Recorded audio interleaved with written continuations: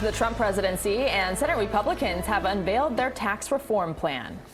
It follows a similar rollout by House Republicans last week. But there are some key differences between the two plans. CBS 4's Mola Lenghi is live on Capitol Hill tonight with the details first of the Senate plan. Hi, Mola.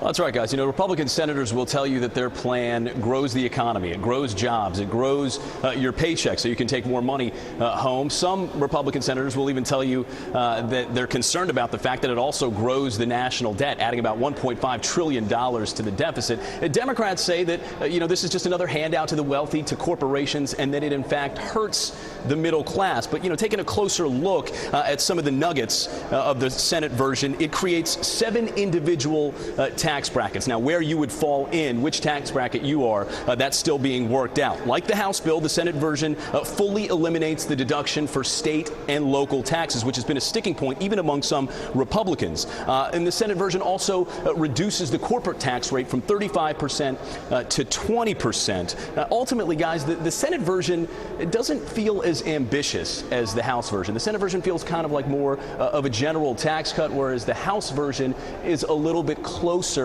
to something that we'd call reforming the tax system. So, Mola, we mentioned this a moment ago. There are some differences between what the Senate unveiled today and what the House has been talking about. Well, yeah, I mean, the Senate proposal keeps a lot of the same tenets of the House proposal, but where it is different, it's different significantly. Here's where they're similar. They both do away with the state and local tax deductions, like we mentioned. They both cap property tax deductions at $10,000. They both increase the child tax credit to about $1,600, and they both preserve the adoption credit.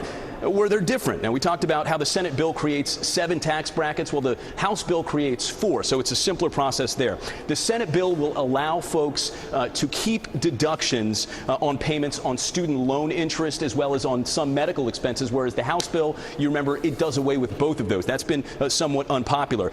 Both bills lower the corporate tax rate to about 20%, but the House bill does so almost immediately, starting next year, whereas the Senate version does so beginning in 2019. And finally, the Senate plan doubles the current exemption for the so-called death tax, the estate tax, whereas the House version ultimately does away with that entirely.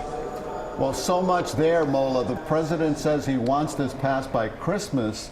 The Republican leaders think that's possible? It's possible. It's also unlikely. They're hopeful for something around the new year.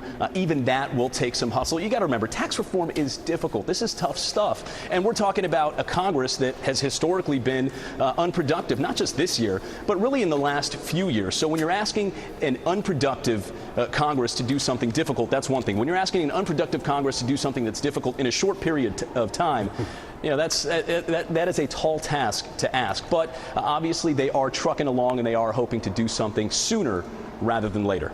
All right, Mola Lenghi live in Washington, D.C. for us, breaking down the tax plans. Thank you very much.